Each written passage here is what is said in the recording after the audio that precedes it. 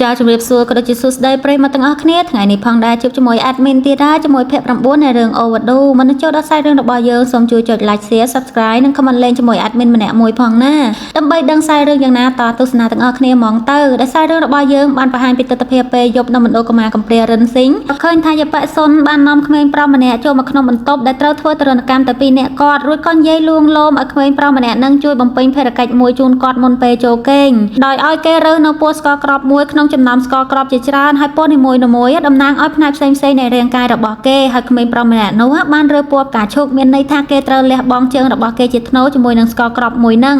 ងចំណែកក្មេងប្រុសម្នាក់ហ្នឹងគ្នាមានការភ័យខ្លាចខ្លាំងមែនទែនហើយពេលនោះយបៈសុននឹងក៏លើកយកអាតបងដែកបំរុងនឹងវាយបំបាក់ជើងរបស់ក្មេងប្រុសនឹងទៅហើយស្រាប់តែពេលនោះក៏មានមនុស្សម្នាក់បានស្រែកមកពីខាងក្រៅទ្វារឲ្យគាត់ឈប់ហើយយបៈសុននឹងមិនដឹងថាជាពីណាគេទេហើយគាត់ក៏ចេញទៅបើកទ្វារដើម្បីរកមើលដែលបានស្រែកនោះគាត់រកមើលមិនឃើញក៏ស្មានថាមានអ្នកលេងសើចជាមួយគាត់អីអញ្ចឹងទៅ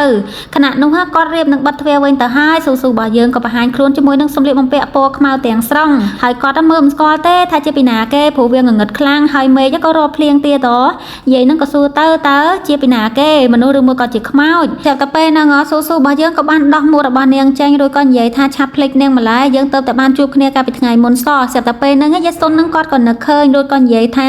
ាគាត់ចាំបានហើយគឺជាអ្នកនាងហ្វាងមិនក៏ថាគាត់ចាំបាននោះឆ្លើយទាំងសប្បាយចិត្តស្មានថាស៊ូរបស់យើងមកឧបត្ថម្ភដល់មណ្ឌលកុមារកំព្រារបស់គាត់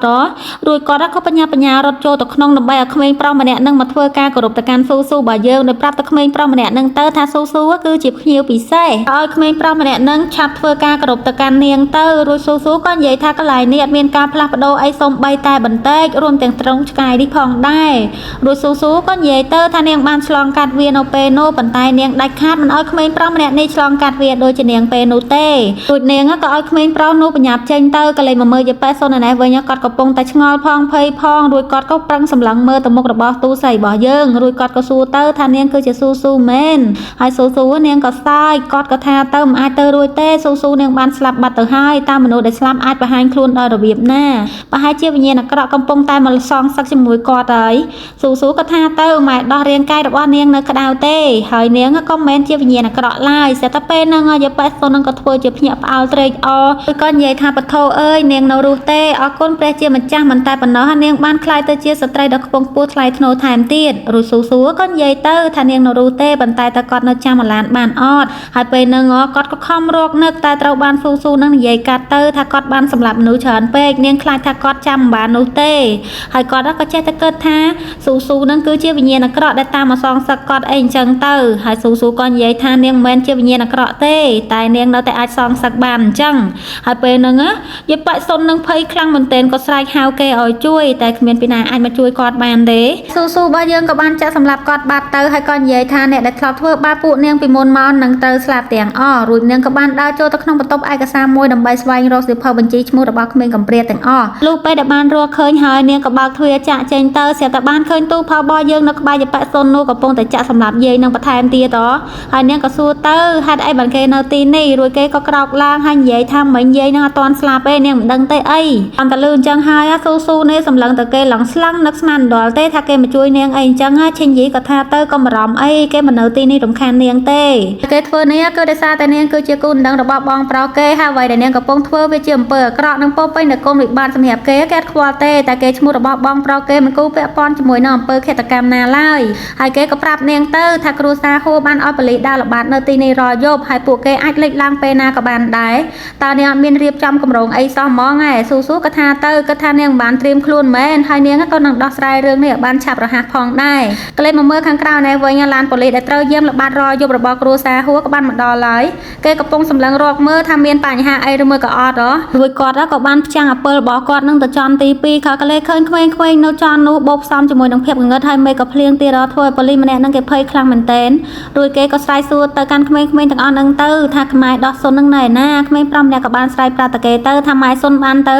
មើលមណ្ឌលថ្មីដែលកំពុងជួសជុលហើយពូនឹងក៏ប្រាប់ទៅថាភ្លៀងខ្លាំងណាស់ពួកគេចេញមកធ្វើអីនៅខាងក្រៅហ្នឹងហើយគាត់ក៏ប្រាប់ឲ្យក្មេងៗទាំងអស់នឹងនាំគ្នាឡើងទៅដេកទៅតែក្មេងស្រីម្នាក់ដែលពិការភ្នែកនឹងក៏ប្រាប់ទៅថាពួកគេកំពុងតែហាត់ច្រៀងដោយសារតែម៉ែដោះសុននឹងថាពួកគេច្រៀងមិនទាន់បានល្អធ្វើឲ្យពួកអ្នកមានទាំងអស់មិនសូវពេញចិត្តប្រហែលទេដូច្នេះពួកគេត្រូវតែហាត់ច្រៀងបន្ថែមទៀតហើយក្មេងទាំងអស់នឹងក៏និយាយថាលោកពូអាចស្ដាប់ពួកគេច្រៀងបានដែរឬក៏អត់ពូ នឹងក៏ថាទៅអត់ចង់ស្ដាប់ទេព្រោះពួកគេគ្រាន់តែដើរល្បាតជុំវិញនឹងតែប៉ុណ្ណោះហើយពួកគេកំពុងតែរៀបចំនឹងចាក់ចេញហើយតែត្រូវក្មេងនឹងខត់ថាលោកពូគិតថាពួកគេច្រៀងអត់ពីរោមែនទៅមិនចង់ស្ដាប់បែបនេះហ៎រួចពូនឹងក៏ថាទៅមិនអញ្ចឹងទេហើយក្មេងៗខំតែលឺអញ្ចឹងក៏ថាតអញ្ចឹងពួកយើងនាំគ្នា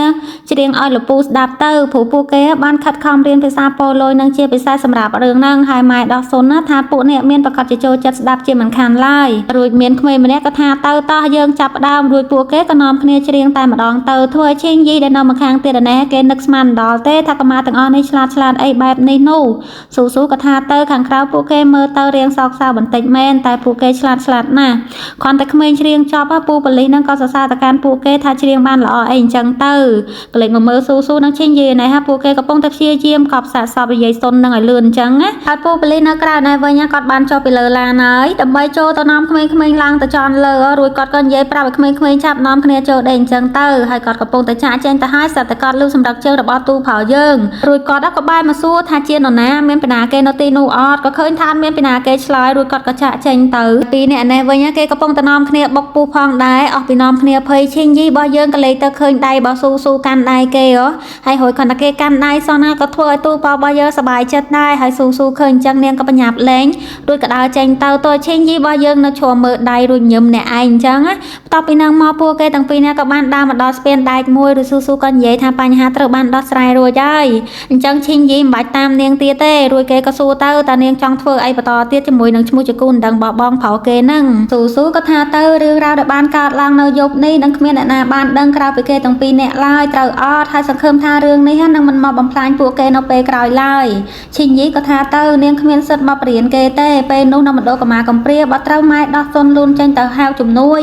តើនាងអាចធ្វើអ្វីបានបើសិនជានាងជាប់នៅទីនោះទូផៅរបស់យើងគេនិយាយទាំងកំហឹងដោយសារតែគេបារម្ភពីនាងពេករួចស៊ូក៏និយាយទៅថាទីនោះតិចខ្លាំងណាស់ហើយម៉ែដោះសុនហូរឈាមច្រើនគាត់មិនអាចលូនចេញមករកជំនួយបានទេ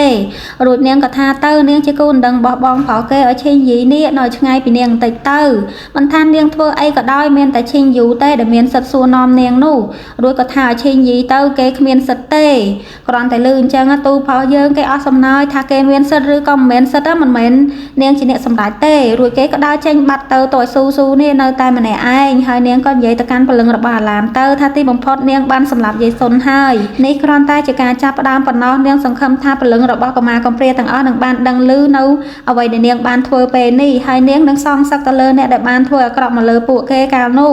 រួចនាងក៏សម័យកាលពីពួកនាងនៅក្មេងគ្រូសាហួរចាត់ទុកពួកនាងដូចជាទំនិញប្រសិនបើពេលនោះអាឡានមិនបានការពារនាងនឹងឋានឈិញទេប្រហែលជាពួកនាងបានស្លាប់បាត់យូរណាស់មកហើយស៊ូក៏នឹកឃើញពេលដែលអាឡានយកនំនិងទឹកមកឲ្យនាងពេលនោះពួកគេបានធំឡើងនៅក្នុងនរកមួយនោះរហូតដល់ថ្ងៃមួយគ្រួសារហួរបានរកឃើញពួកគេពេលនោះស៊ូនាងកំពុងតែឈឺស្រាប់តែពេលនឹងយាយសុនក៏បានមកដល់ហើយពួកគេបានប្រាប់យាយនឹងដែរថានាងកំពុងឈឺតែយាយសុនមិនព្រមទេរួចក៏ថាទៅតារាបណានាងមិនតន់ស្លាប់នឹងត្រូវតែចេញទៅរកលុយជាមួយគាត់ហើយក៏ចាប់អូនាងឡើងទាំងឈឺដើម្បីយកទៅលក់ឲ្យគ្រួសារហួរព្រោះលោកម្ចាស់ហួរគេពេញចិត្តស៊ូរបស់យើងតែត្រូវពួកគេនឹងសំវរព្រោះស៊ូនាងកំពុងឈឺហើយអាឡានក៏ស្ម័គ្រចិត្តទៅដល់និយាយថានាងនឹងទៅជំនួសនាងចេះរំនាងអាចធ្វើវាបានរួចយកប៉ែសុននឹងក៏នាំអាឡានចេញទៅ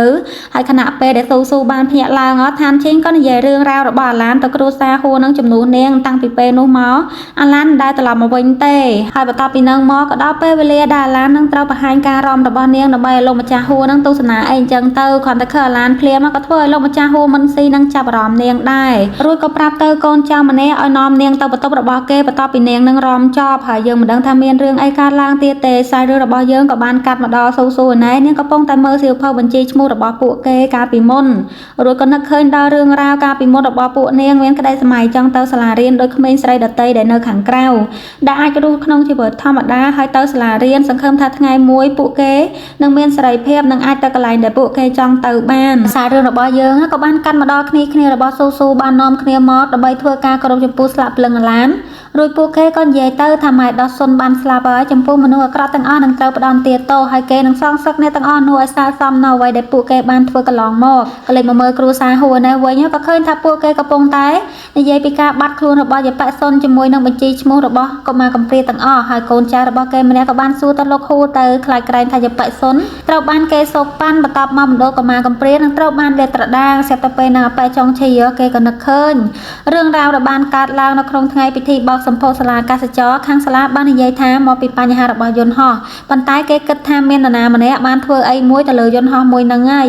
បើប្រៀបធៀបជាមួយការបាត់ខ្លួនរបស់យបសុនរឿងដែលបានកើតឡើងទាំងពីរនេះគេខ្លាចថាមាននរណាម្នាក់កំណត់គោលដៅមកលើគ្រួសារហួរ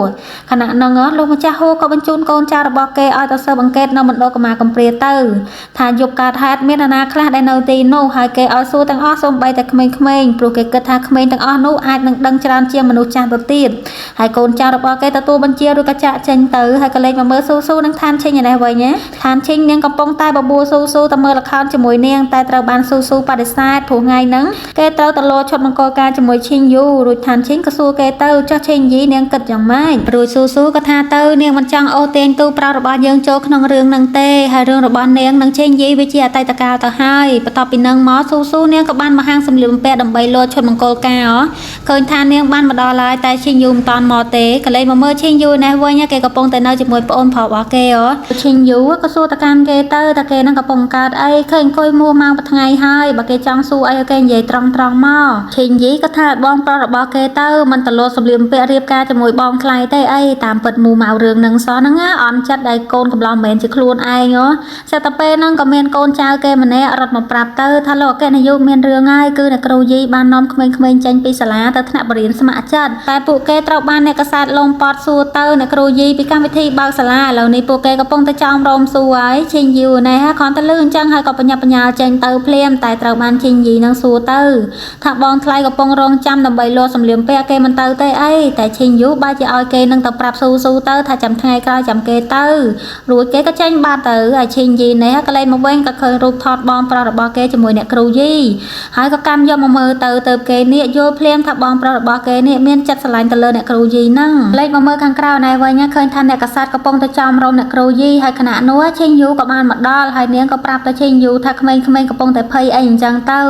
ហើយឈិញយូនេះក៏ឲ្យនាងបញ្ញាប់នាំក្មេងៗទៅមុនទៅតើគេជាអ្នកដោះស្រាយមើលទៅឈិញយូបារម្ភពីអ្នកគ្រូយីនឹងដល់ហើយរួចក៏ឲ្យកូនចៅរបស់គេម្នាក់ទៅប្រមូលអាហ្វាល់ដែលអ្នកកសែតបានថតមុនហ្នឹងហើយនិយាយថានេះជាលើកទី1ហើយក៏ជាលើកចុងក្រោយដែរគេសង្ឃឹមថានឹងមិនមានរឿងអញ្ចឹងកើតឡើងទៀតទេរួចគេក៏បើកអាហ្វាល់ហ្នឹងចោលទៅហើយក៏លេចមកមើលហាងសម្លៀកបំពាក់នេះវិញក៏ឃើញថាអ្នកដែលបើកទ្វារចូលមកគឺជាឈិញយីទូប្រុសរបស់យើងទៅវិញហើយគេក៏និយាយទៅថាឈិញយូមានការរវល់មិនបានមកទេចាំថ្ងៃក្រោយចាំមកលួម្ដងទៀតស៊ូនាងប្រឹងនឹងចាក់ចេញទៅហើយតែត្រូវបានជាងកាត់ដេរនឹងខថាបើមិនលួក្នុងថ្ងៃហ្នឹងទេគេខ្លាចថាកាត់វាមិនតន់រួចក៏ងាកទៅមើលទូប្រុសរបស់យើងហើយក៏និយាយថារូបរាងរបស់អ្នកប្រុសទី2គឺសឹងតែដូចគ្នាទៅនឹងលោកអគ្គនាយកទាំងស្រុងទៅហើយតើពួកគេអាចវាស់ខ្លួនរបស់ឈិញយីជំនួសបានអត់គ្រាន់តែលឺអញ្ចឹងឈិញយីនេះគេលួចញញឹម